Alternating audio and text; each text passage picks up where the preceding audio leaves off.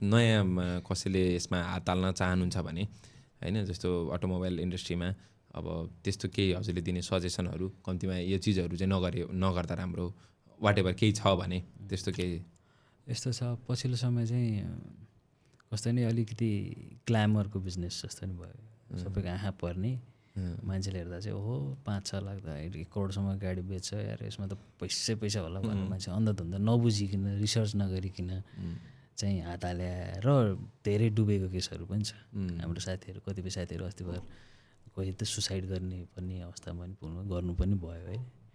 त्यस्तो सिनारियोहरू पनि छ। त्यो किन भयो भन्दाखेरि त्यो फाइनेन्सियल डिसिप्लिन नभएर भनौँ न, त्यो आफूमा एउटा चाहिँ दुःखद घटना हो। तैपनि यो जुनैसुकै पेसामा पनि बुझ्नुपर्छ पहिला आफूले चाहिँ जराबाट चाहिँ यो के हो, कसरी चाहिँ वर्कआउट गरिरहेछ भन्ने कुरा त्यो नबुझिकन चाहिँ हात नहाल्न चाहिँ अनुरोध गर्छु म।